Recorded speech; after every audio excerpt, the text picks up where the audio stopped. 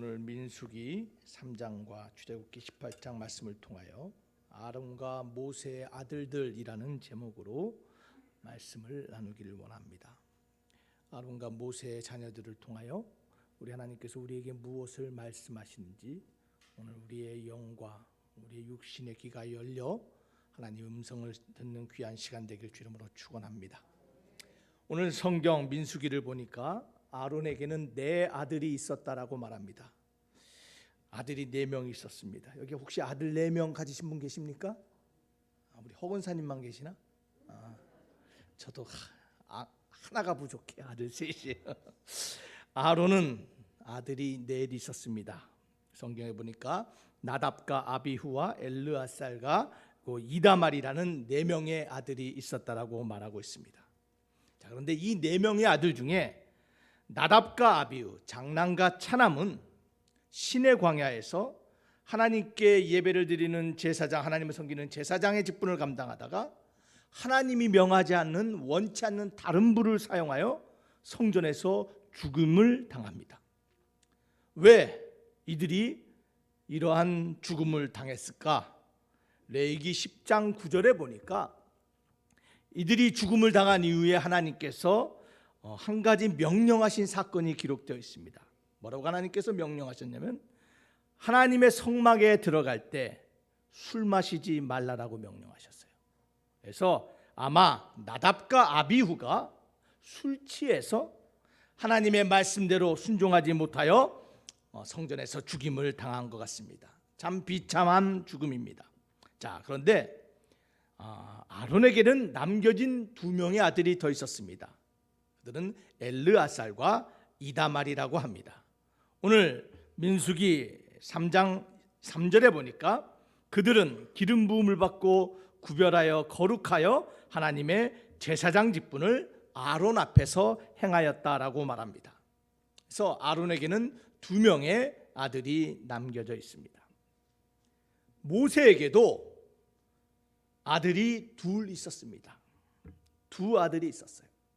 성경은 모세의 아들이 2이었다라고 2번에 걸쳐서 오늘 출애굽기 18장과 사도행전 7장에 보니 스데반의 설교를 통하여 모세가 아들이 2명이었다라고 강조하며 말하고 있습니다. 왜 성경은 모세의 아들이 2이었다라고 분명히 밝히고 있는 것일까요? 거기에는 분명한 의도가 있습니다. 우리 성경의 말씀은 의도 없이 기록된 말씀이 단 한 구절도 없음을 여러분 믿으시기를 바랍니다. 그래서 오늘 모세의 아들, 2 아들의 이름이 왜 기록되었는가? 그 아들의 이름을 통하여 먼저 하나님이 우리에게 어떤 말씀을 하시는지 먼저 조금 나누기를 원합니다. 그래서 모세의 2 아들이 그 이름이 우리에게 주는 교훈이 무엇일까? 여러분 먼저 좀 생각해 볼 시간을 갖기를 원합니다. 여러분 우리가 자녀를 낳으면 이제 결혼해서 아이를 출산하고 그 아이를 품기 전에 부모는 기대감과 떨리는 마음으로 자녀의 이름을 짓습니다. 우리 유대인 목사님도 2주 전에 아들을 낳고 아들의 이름을 줬어요. 얼마나 예쁜 이름인지 몰라요. 모세도 그 아들을 낳았을 때 이름을 줬는데 보통 이름을 지을 때는 자신의 상황에 따르는 감정이나 아니면 자신의 신앙을 그 이름에 표현합니다. 때로는 자신이 이루지 못한 꿈을 아들이 성취하기를 원하는 소망을 담고 이름 속에 그 소망을 표현합니다. 모세도 2 아들의 이름을 지을 때 자신의 감정과 자신의 상황과 자신의 신앙을 반영하여 이름을 지었습니다. 그래서 그 첫째 아들의 이름이 무엇입니까? 보니까 성경은 게르솜이라고 말하고 있습니다. 게르솜. 이 게르라는 말은 나그네라는 뜻입니다. 솜은 여기, 이곳이라는 뜻입니다. 그래서 게르솜이라는 것은 나는 이곳에서 나그네가 되었다라는 뜻입니다. 여러분 모세는 바로의 공주의 아들로 칭함을 받고 왕궁에서 40년 동안 살았습니다. 왕자처럼 살았어요. 그러다가 살인을 저지르고 광야로 도망왔습니다. 살기 위해 도망쳤습니다. 그 광야, 미디안 광야에서 나그네가 되었어요. 그 자신의 상황을 보면서 심정이 참 암담하고 참 쓸쓸했습니다. 그러한 마음을 담아서 그 지은 이름이 바로 첫 아들의 이름 게르솜입니다. 여러분, 이 이야기가 우리에게 말하고자 하는 것이 무엇입니까? 성경이 왜 게르솜의 이름을 우리에게 말하고 있는 것일까요? 그것은 바로 우리도 다 이 땅의 나그네라는 것이에요. 사랑하는 만석교회 성도 여러분, 이 땅에 영원히 살 자 아무도 없습니다. 우리는 이 땅에 왔다가 지나가는 나그네 인생임을 기억해야 될 줄 믿습니다. 여러분, 톨스토이는 그래서 우리에게 이렇게 말했습니다. 우리는 인생을 살아가는 것이 아니라 인생을 지나가는 것이다. 사랑하는 만석교회 성도 여러분, 이곳은 우리의 영원한 거처가 아닌 나그네 집임을 여러분 기억하시기를 바랍니다. 그러므로 우리가 인생의 목적과 방향을 설정할 때도, 인생의 꿈을 세울 때도 우리는 반드시 나그네 의식을 가지고 저와 여러분의 인생의 목표와 방향을 세우며 살아가야 될 줄 믿습니다. 우리는 나그네라는 것이에요. 여러분, 나그네로 살아갈 때 두 가지를 기억하며 살아야 됩니다. 두 가지 질문을 던져야 됩니다. 첫 번째로는 내가 무엇을 위하여 살아가고 있는가 질문을 던져야 돼요. 우리는 이 땅에 단순히 왔다가 사라지는 것이 아니라, 단순히 먹고 살기 위해 사는 것이 아니라 우리의 삶에는 목적과 방향이 있다라는 것이에요. 단지 이 현세의 안정과 이 현세의 만족만을 위해 살아가는 사람이 아니라 영원한 그 나라, 영원한 내세와 영원한 행복을 위하여 살아가는 사람임을 여러분 기억하시기를 바랍니다. 사랑하는 만석교회 성도 여러분, 기억합시다. 우리는 나그네입니다. 지금 여러분들이 살고 있는 이 현세가 아무리 재미있고 아무리 행복하고 아무리 아름다울다 할지라도 여러분, 그것은 지나가는 나그네의 길입니다. 여러분, 잊지 마시기를 바랍니다. 사단은요, 우리를 속여요. 사단은 태초부터 우리를 속였어요. 사단이 속이는 것은 우리로 하여금 출생과 죽음이라는 그 현실만 바라보고 믿고 살아가게 만든다라는 것이에요. 사랑하는 만석교회 성도 여러분, 우리의 출생 전에 창조가 있었고 우리의 죽음 뒤에 영원한 심판과 영생이 있음을 기억하시기를 바랍니다. 여러분, 이 땅의 것을 위해서 살아가는 것이 아니라 영생을 위하여 준비하며 살아가는 저와 여러분이 되어야 될 줄 믿습니다. 나그네는 또한 던져야 될 질문이 무엇입니까? 나는 돌아갈 본향이 있는가를 생각하며 살아야 돼요. 돌아갈 본향이 있는가? 나그네는 언젠가 때가 되면 돌아갈 집이 있는 사람이 나그네입니다. 여러분, 이 문제를 심각하게 생각해 보시길 바랍니다. 여러분, 정말로 여러분이 죽고 난 후에 여러분이 어디로 갈 것인가를 고민하며 생각해 보셨습니까? 여러분의 영혼이 지금 여러분의 육체를 떠난다면 여러분이 하나님의 그 나라, 영원한 천국에 들어갈 확신과 소망이 있으십니까? 여러분, 그 확신을 가지고 살아가세요? 여러분, 만약에 그 확신이 없다면 여러분 심각한 문제에 빠진 거예요. 사랑하는 만석교회 성도 여러분, 우리는 최소한도 이 나그네 인생을 살아가며 이 문제만큼은 명확하게 하고 살아가야 되는 것이에요. 만약에 여러분이 지금 그 영생에 대한, 돌아갈 본향에 대한 확신이 없다면 여러분, 제가 여러분들에게 부탁드립니다. 오늘 예수 그리스도를 여러분의 구주와 주인으로 믿으시고 하나님과 그 본향에서 영생하는 영생을 얻기를 주님의 이름으로 축원합니다. 기억합시다. 우리는 나그네 인생이라는 거예요. 또한 모세의 아들들이 우리에게 말하고 있는 것이 무엇입니까? 둘째 아들 이름이 무엇이에요? 엘리에셀이에요. 엘리에셀. 엘이라는 것은 하나님입니다. 리라는 것은 나예요. 엘리는 나의 하나님께서, 에셀은 도우신다라는 것이에요. 나의 하나님은 나의 돕는 자가 됐다라는 뜻이에요. 여러분, 모세의 두 아들의 이름 게르솜과 엘리에셀, 이 이름을 통해 볼 때 모세의 심경이, 모세의 마음이 어떻게 변화됐는지를 우리가 유추할 수 있습니다. 여러분, 미디안 광야에 도망가서 첫 아들을 낳았을 때는 처량하고 쓸쓸하고 외로웠습니다. 마음은 황량하고 무너졌습니다.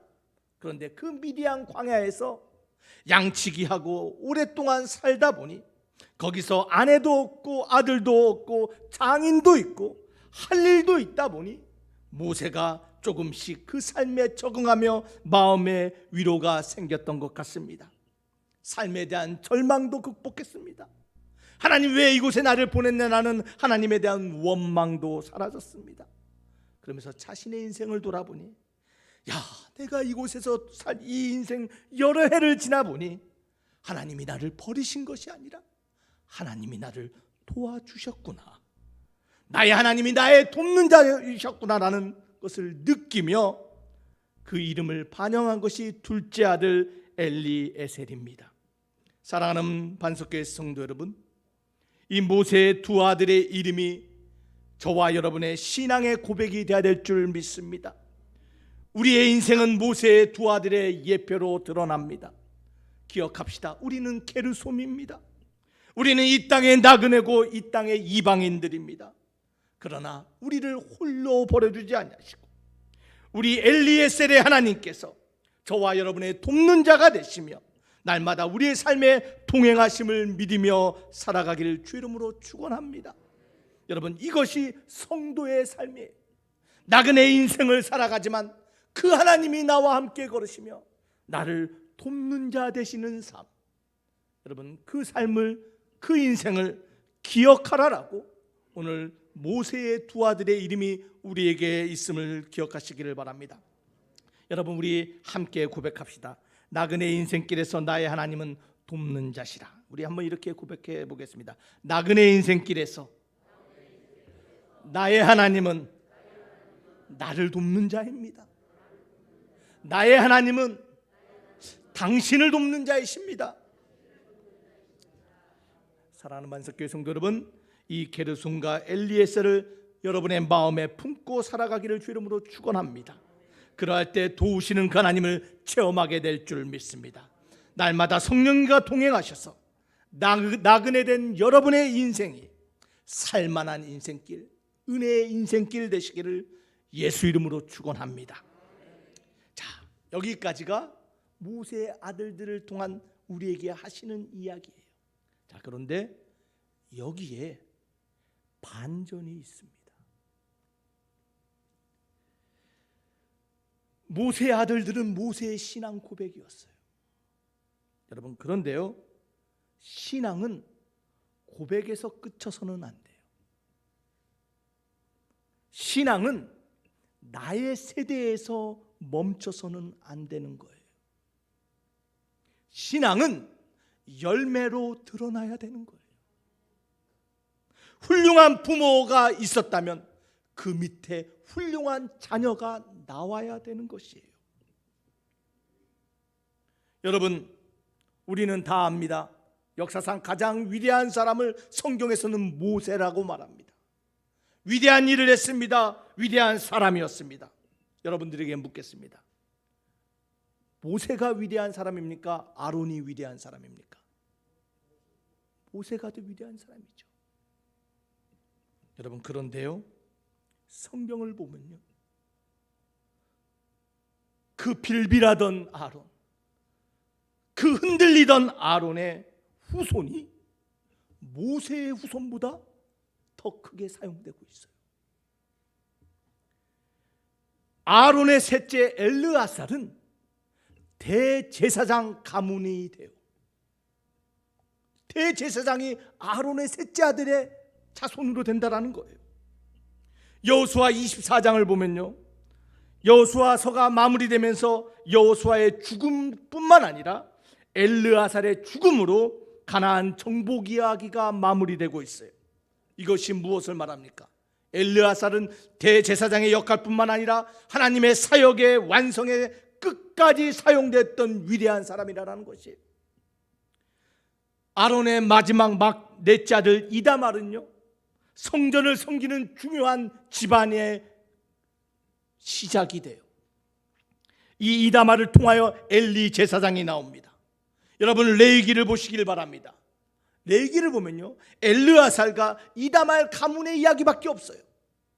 도대체 모세의 아들들은 어디 갔을까요? 모세의 가문은 어디로 사라졌을까요?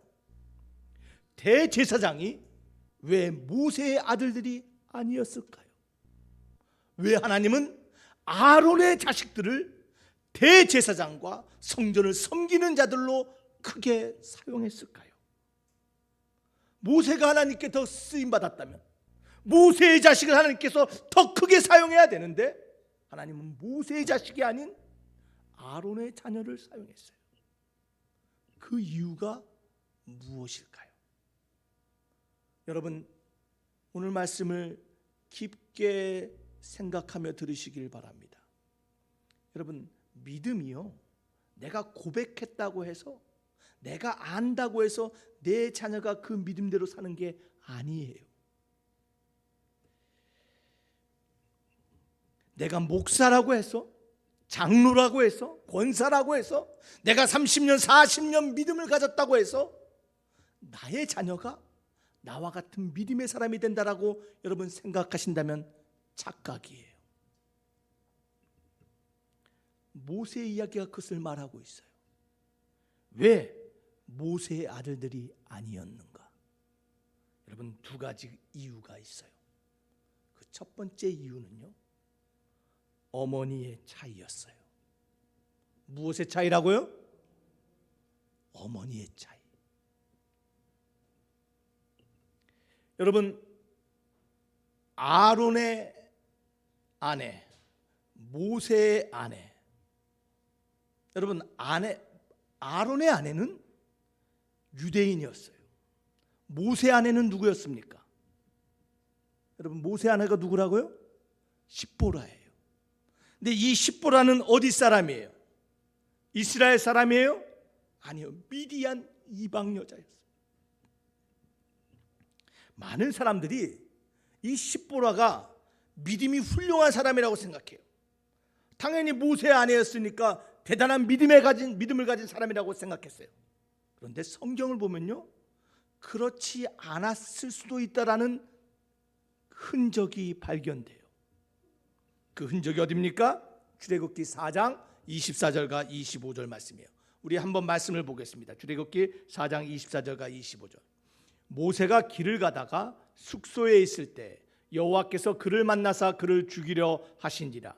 십보라가 돌칼을 가져다가 그의 아들의 포피를 베어 그의 발에 갖다 대며 이르되 당신은 참으로 내게 피남편이로다 하니. 자, 이 말씀이 무슨 말씀이냐면요, 모세가 하나님으로부터 미디안 광야에서 부르심을 받았어요. 그래서 장인을 찾아갑니다. 장인어른, 내가 이곳에서 당신의 딸과 결혼해서 아들 둘도 낳았는데 하나님께서 나를 부르셔서 애굽으로 가서 내 백성을 구원하라고 합니다. 나 애굽 가야 됩니다. 그랬더니 이드로가 그러면 네 아내와 자식들 데려가라 그래요. 그래서 아내와 아들을 둘을 데리고 이제 애굽으로 향합니다. 자, 그러다가 천막을 치고 잠을 자는데 오늘 성경에 보니까 하나님께서 모세를 죽이시려고 해요. 아니, 말이 됩니까? 애굽에 가서 이스라엘 백성을 구원하라고 했는데 가는 여정에 하나님께서 죽이시겠대요. 그 이유가 무언가 봤더니 모세와 십보라 사이에는 태어난 지 얼마 되지 않은 아이가 있었어요. 그 아이가 둘째 아들 엘리에셀이었어요. 그런데 이 엘리에셀을 무슨 이유인지는 모르겠어요. 그런데 엘리에셀을 하나님과 아브라함이 맺었던 그 언약의 증표 할례를 행하지 않았어요. 이스라엘 백성, 믿음의 자녀, 하나님의 백성은 하나님과 약속을 했는데 자식을 낳으면, 아들을 낳으면 8일째 되는 날 이 아이의 할례를 행하겠습니다. 그래서 이 아들이 하나님의 아들임을 내가 하나님께 증표로 드립니다라는 그 할례를 행해야 되는데, 오늘 성경에 보니까 그들이 할례를 행하지 않았어요. 왜 그랬을까요? 모세가 믿음이 없어서 그랬을까요? 모세가 하나님의 약속을 잃어버려서 그랬을까요? 여러분, 제가 생각했을 때는 십보라가 이 아브라함의 언약, 이 하나님과의 약속을 가볍게 생각했던 것 같아요. 뭐 굳이 이 여행길에 그 약속을 실천해야 되느냐? 안 하면 어때? 아니면 나중에 하면 어때? 아마 이렇게 하나님과의 약속을 가볍게 생각했던 것이 바로 어머니 십보라였던 것 같아요. 그랬더니 하나님께서 모세를 어떻게 했다고요? 죽이려고 했어요. 사랑하는 반석교회 성도 여러분, 하나님과의 약속을 가볍게 여기지 마시기를 바랍니다. 믿음이라는 것은 하나님과의 약속을 중히 생각하는 것이 믿음이에요. 이 십보라는 이방 여인이었던 것뿐만 아니라 모세가 하나님과 맺은 그 약속을 가볍게 여겼어요. 여러분의 자녀들이 하나님께 쓰임받고 하나님께 사용되는, 하나님 손에 붙잡힌 인생 되기를 원한다면, 여러분, 어머니가 믿음의 사람이 돼야 돼요. 어머니가 하나님과의 약속을 무겁게 생각하고 가볍게 생각하지 않는 사람이 돼야 돼요. 오늘 십보라는 하나님과의 약속을 가볍게 생각했어요. 왜냐하면 그만한 믿음이 없었기 때문이에요. 이방 여인이었어요. 믿음이 없던 이 여인, 그러나 눈치는 있었어요. 들은 거 있었습니다. 본 게 있었습니다. 아하, 우리 남편을 죽이려고 하는 이유가 바로 내가 할례를 행하지 않았었구나. 그래서 그 자리에서 돌이켜 돌칼로, 얼마나 급했으면 돌칼로 아들의 표피 할례를 행하고 포경수술을 하고, 그 다음에 하는 행동이 뭐예요? 그 피 묻은 표피를 모세의 발에 던집니다. 그러면서 뭐라고 말합니까? 당신은 참말로 내게 피난편이 되었네요. 여러분, 피난편이 되었다는 말이 무슨 말인 것 같습니까? 여러분, 두 가지로 생각할 수 있어요. 당신은 내 언약의 남편이 되었습니다. 첫 번째, 가능한 유추예요. 두 번째는 참 당신하고 살다 보니 별의별 것을 다 경험하는데 당신 때문에 내 손에 피를 묻히게 되는, 내 손에 피 묻히게 하는 남편이 되겠네. 원망의 말로도 해석할 수 있어요. 여러분, 본문의 상황을 봤을 때 이 십보라가 어떤 마음으로 피난편이라고 말했을 것 같아요? 제가 봤을 때는 두 번째 같아요. 남편을 원망했어요. 이런 일이 벌어지고 이런 상황에 이끈 하나님과 남편을 원망한 거예요. 믿음도 없고 남편도 원망하던 이 여인이 바로 모세 두 아들의 어머니였어요. 여러분, 성경에서는요, 어머니의 신앙을 강조해요. 여인으로 통하여 인류가 사망 가운데, 유혹 가운데 빠졌지만 또한 여인을 통하여 구원의 역사 메시아가 옴을 여러분 기억하시기를 바랍니다. 여러분, 여자를 통하여 이스라엘 백성들은요, 어머니가 유대인이어야지만 유대인으로 인정하는 거예요. 왜냐하면 믿음으로 자녀를 양육하기 때문이에요. 여러분, 이스라엘의 역사를 보면 남유다는 하나님께서 그래도 선한 나라라고 말합니다. 그런데 남유다에도 악한 왕이 있었어요. 가장 악한 왕을 되려면 아하스라는 왕을 들었어요. 이 아하스는 얼마나 악했는지 아내의 말도 듣지 않았습니다. 하나님을 버렸습니다. 우상을 섬겼어요. 가장 악하다는 이 아하스 왕에게서 아들이 나왔는데 그 아들이 바로 히스기야예요. 이스라엘을 다시 회복하고 하나님으로부터 다시 새 역사를 이끌 수 있도록 이스라엘을 인도했던 위대한 왕 히스기야. 그 악한 왕에게서 어떻게 히스기야가 나왔을까?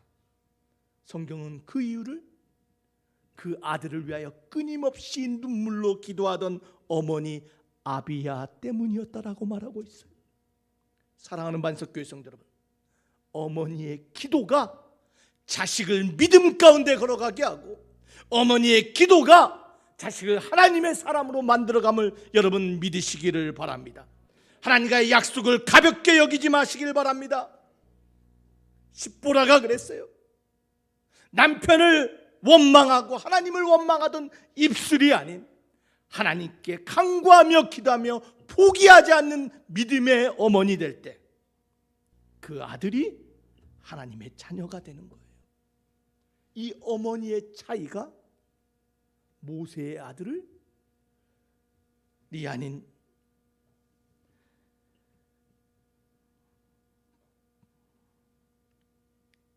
사랑하는 반석교회 성도 여러분, 우리 심각하게 들읍시다. 반석의 어머니들, 하나님의 말씀 가볍게 여기지 마시고 믿음으로 자녀를 위해서 기도하는 어머니 되시길 주 이름으로 축원합니다. 두 번째, 어떤 차이가 있었을까요?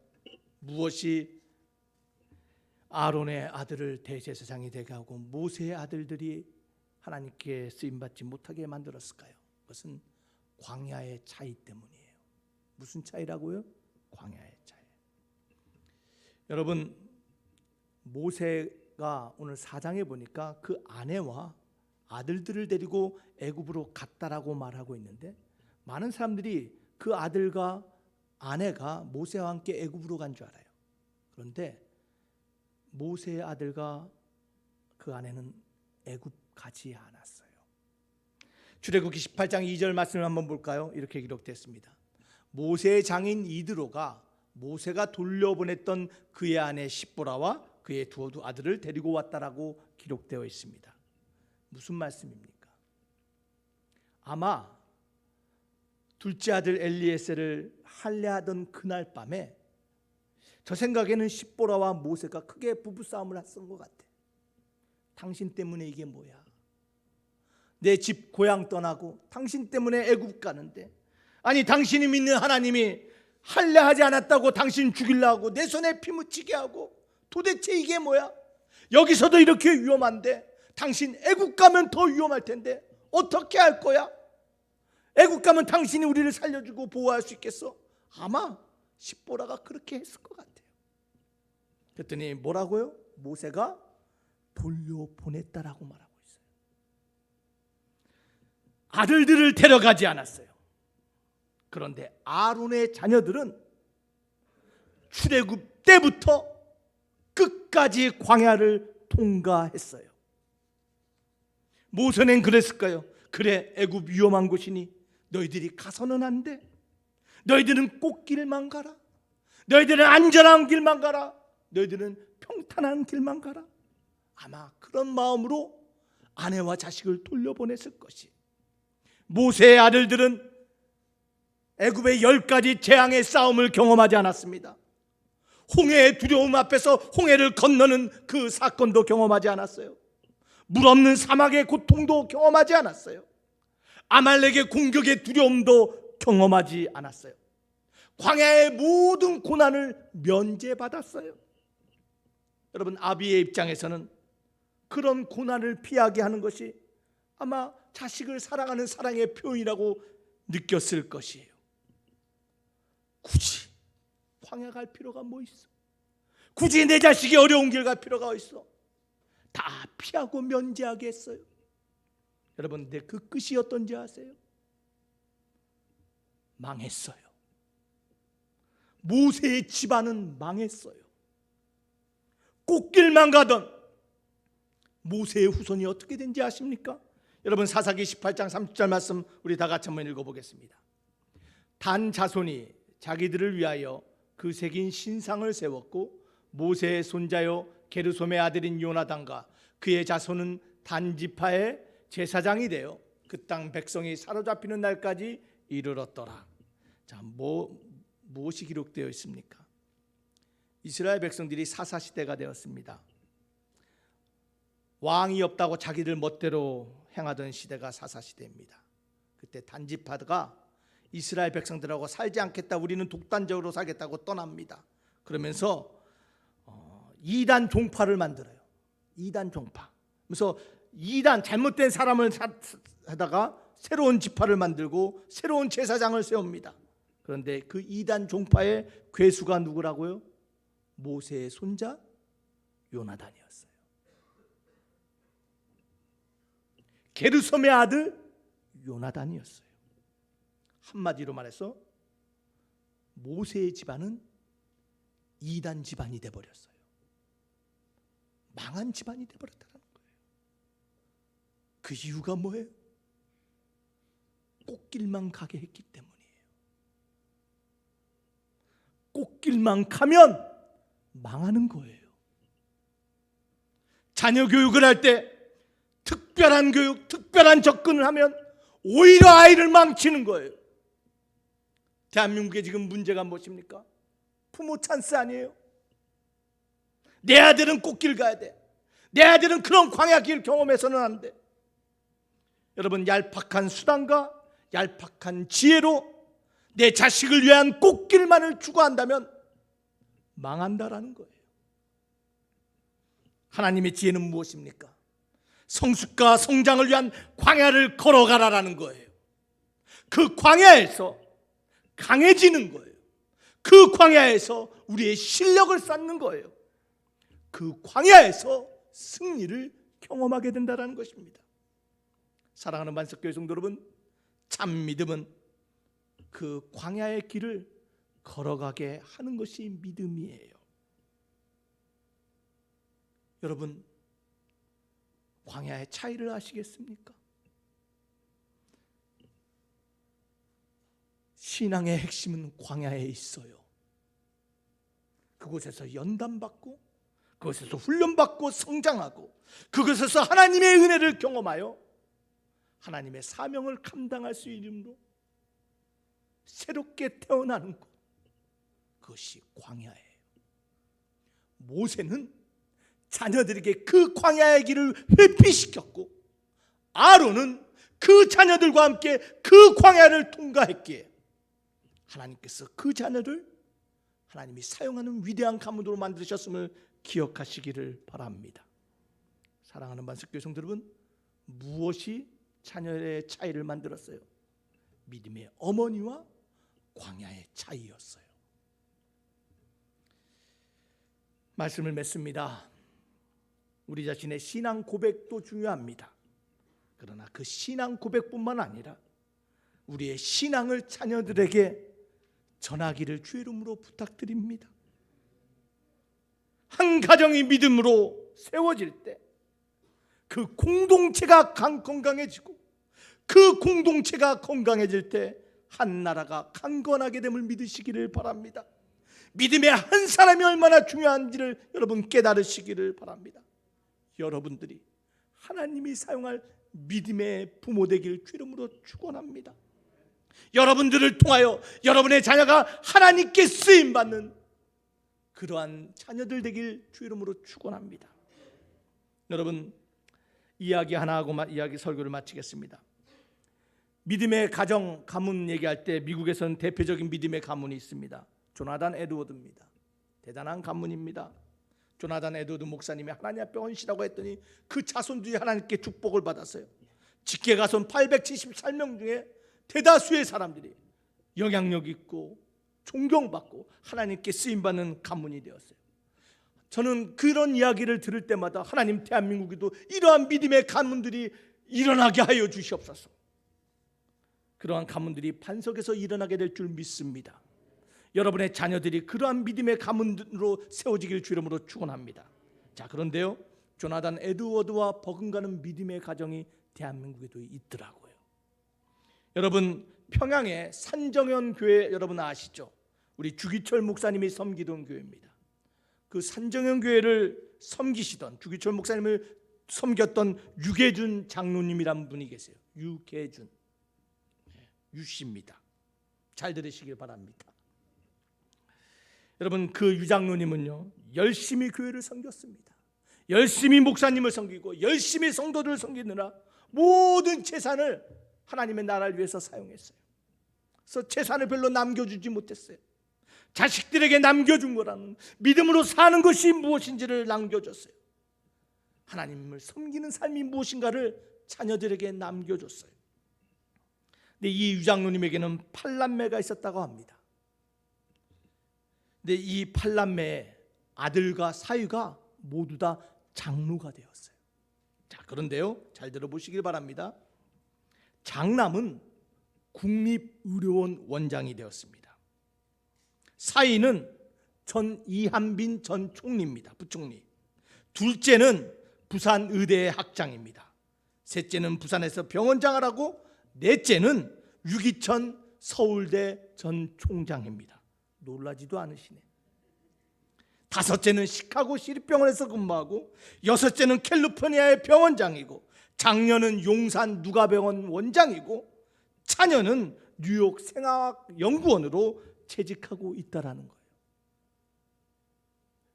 유장로님이 하나님의 교회와 목사님과 성도들을 열심히 섬기며 믿음으로 살았더니 대한민국에도 이렇게 위대한 믿음의 가문이 있다라는 것이에요. 그 우선들이 129명이라고 합니다. 그런데 그들 가운데 80%가 사회에서 중요한 자리에서 하나님께 귀히 쓰임받는 사람으로 세상 가운데 사용되고 있다는 것이에요. 한 사람이 신앙으로 바로 섰더니 하나님은 그의 자녀들과 그의 자손들을 축복하시고 번성케 하셨다라는 거예요. 사랑하는 만석교회 성도 여러분, 남의 이야기로 듣지 맙시다. 여러분, 그러한 이야기를 들으면 여러분 믿음의 도전을 가지시길 바랍니다. 내 자식도 내 후손들도 하나님 믿음의 가문 되기를 원합니다. 여러분, 그러한 믿음의 결단을 하는 어버이 주일이 되어야 되지 않겠습니까? 여러분, 기억합시다. 믿음은 나에게서 끝나서는 안 됩니다. 믿음의 가문이 세워져야 합니다. 나의 신앙의 고백은 나에서 끝나는 것이 아니라 나의 자녀들에게 이어지고 그들이 나의 기도와 인생의 광야를 통하여 하나님이 사용하는 위대한 믿음의 사람으로 사용될 수 있도록 쓰임받는 가정,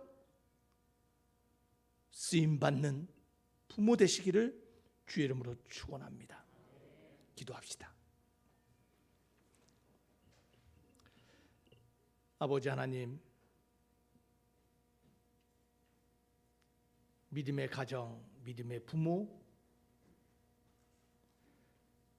광야를 믿음으로 바라볼 수 있는 믿음의 부모들 되게 하라 하시니 감사합니다.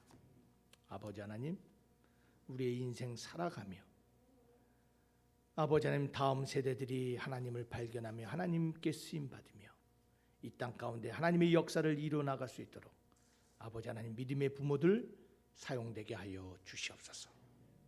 믿사옵고 예수님 이름으로 기도하옵나이다. 아멘. 말씀의 크신 은혜